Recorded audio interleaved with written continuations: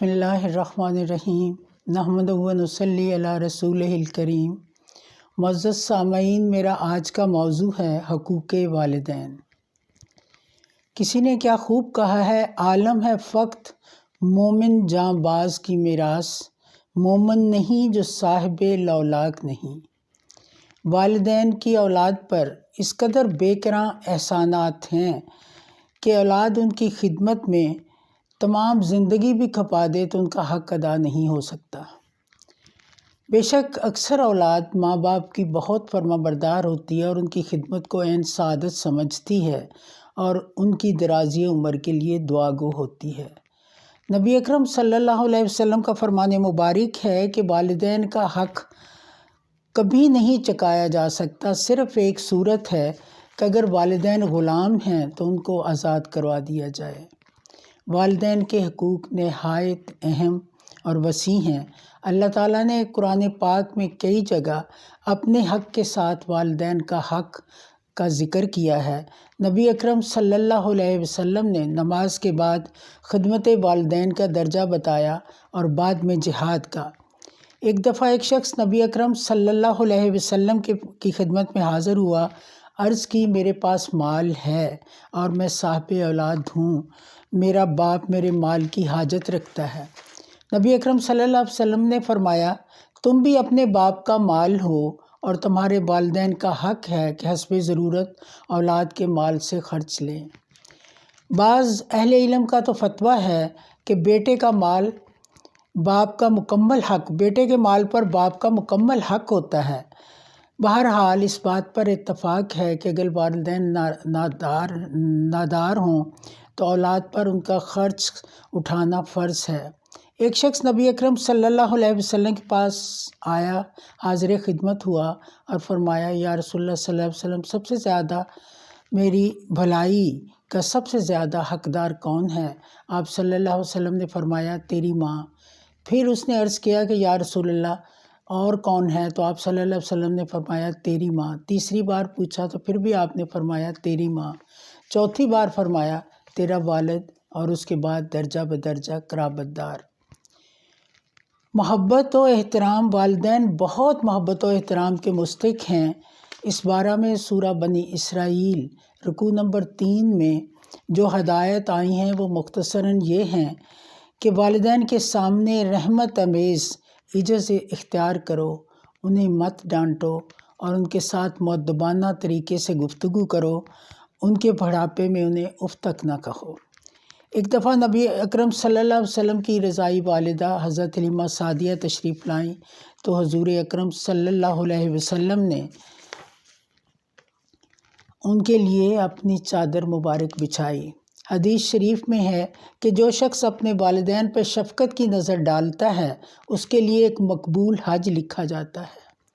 والدین کے احترام کے ضمن میں یہ بھی لازم ہے کہ آدمی دنیا میں ایسا طرز عمل اختیار کرے کہ دنیا بھی والدین کا احترام کرے۔ بعض حالات میں والدین کی خدمت جہاز سے بھی بالا تر ہے۔ ایک شخص نبی اکرم صلی اللہ علیہ وسلم کی خدمت میں حاضر ہوا اور عرض کی کہ میں جہاد پر آپ صلی اللہ علیہ وسلم کی بیعت لینا چاہتا ہوں۔ حضور اکرم صلی اللہ علیہ وسلم نے فرمایا، تیرے والدین زندہ ہیں؟ اس نے عرض کیا، یا رسول اللہ دونوں زندہ ہیں۔ تو آپ صلی اللہ علیہ وسلم نے فرمایا، جاؤ اور ان کی خدمت میں کوشاں ہو جاؤ۔ ایک بار نبی اکرم صلی اللہ علیہ وسلم نے فرمایا، جو شخص صبح سے اللہ تعالیٰ کی راہ میں والدین کا مطیع ہو اس کے سامنے جنت کے 2 دروازے کھل جاتے ہیں۔ اگر والدین میں سے فقط ایک زندہ ہو تو ایک دروازہ کھلتا ہے۔ جس شخص نے اس حال میں آنکھ کھولی کہ والدین کے حق میں اللہ تعالیٰ کا نافرمان ہے تو اس پر دوزخ کے دروازے کھل جاتے ہیں۔ نبی اکرم صلی اللہ علیہ وسلم کا ارشاد مبارک ہے، وہ شخص برا ہے جس کو بوڑھے والدین نے جنت میں داخل نہیں کیا۔ مراد یہ ہے کہ اسے ان کی خدمت کا موقع ملا، اس نے اس موقع سے کام نہ لیا اور جنت کھو دی۔ ایک شخص نبی اکرم صلی اللہ علیہ وسلم سے دریافت کیا کہ ماں باپ کا اولاد پر کیا حق ہے؟ تو آپ صلی اللہ علیہ وسلم نے فرمایا، وہ تیرے جنت اور دوزخ ہیں۔ مطلب یہ ہے کہ اگر تم کی رضا حاصل کر لو تو جنت میں چلے جاؤ گے، اگر ان کی رضا سے محروم ہو گئے تو دوزخ میں مقیم ہو جاؤ گے۔ آپ صلی اللہ علیہ وسلم کا فرمان مبارک ہے، خدا کی رضا والد کی رضا میں مضمر ہے، اور خدا کی ناراضی والد کی ناراضگی میں پوشیدہ ہے۔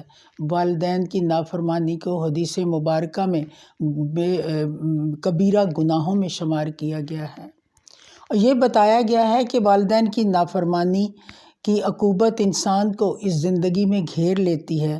انسان کو والدین کی ناراضگی سے بچنا چاہیے۔ حضور اکرم صلی اللہ علیہ وسلم کا ارشاد مبارک ہے کہ 3 دعائیں بلا شبہ قبول ہوتی ہیں: مسافر کی دعا، مظلوم کی دعا، اور والد کی دعا بیٹے پر۔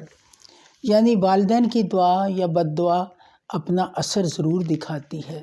نبی اکرم صلی اللہ علیہ وسلم کے نے والدین ہی کی محبت اور خدمت گزاری کی تاکید نہیں فرمائی، بلکہ ان کے اقارب کی محبت اور خدمت گزاری کی بھی تاکید فرمائی ہے۔ حضرت ابن عباس رضی اللہ تعالیٰ نے فرمایا کہ جو میرے چچا کو ایذا دے اس نے مجھے ایذا دی، کیونکہ چچا باپ کی مثل ہوتا ہے۔ ایک شخص نبی اکرم صلی اللہ علیہ وسلم کی خدمت میں حاضر ہوا اور عرض کی کہ مجھ سے ایک بڑا گناہ سرزد ہو گیا ہے، تو کیا اس کی توبہ کی کوئی صورت بن سکتی ہے؟ تو آپ صلی اللہ علیہ وسلم نے فرمایا تیری والدہ زندہ ہیں۔ اس نے عرض کیا یا رسول اللہ نہیں۔ تو آپ صلی اللہ علیہ وسلم نے فرمایا تیری خالہ زندہ ہیں؟ جی حضور۔ تو انہوں نے کہا کہ اس سے نیکی کرو۔ والد کے دوستوں کو چچا کے برابر اور والدہ کی سہیلیوں کو خالہ کے برابر سمجھنا چاہیے۔ رسول مقبول صلی اللہ علیہ وسلم کا ارشاد مبارک ہے، بہترین نیکی یہ ہے کہ والد کے تعلقات کو زندہ رکھا جائے۔ والدین کی خدمت گزاری کا حق زندگی کے ساتھ ختم نہیں ہو جاتا، بعد میں بھی جاری رہتا ہے۔ اولاد کی نیکی کا ثواب والدین کو پہنچتا ہے، اس لیے والدین کا سب سے بڑا حق یہ ہے کہ انسان نیک بن کر رہے اور جنت میں ان کے والدین کے درجے بڑھیں۔ ایک شخص نبی اکرم صلی اللہ علیہ وسلم کے پاس حاضر ہوا، فرمایا اس نے کہا یا رسول اللہ صلی اللہ علیہ وسلم اگر میرے والدین دنیا سے چلے جائیں تو میرے کرنے کے لیے باقی کیا رہ جاتا ہے؟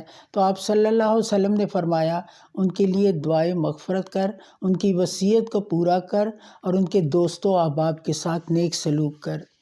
والدین کی صدقے دل سے خدمت گزاری کے بڑے ثمرات ہیں کہ انسان کے دونوں جہاں سنور جاتے ہیں، دنیا میں بھی کامیابی اور سرخرو ہو جاتا ہے، اور عاقبت میں بھی اس کو جنت کا حقدار بن جاتا ہے۔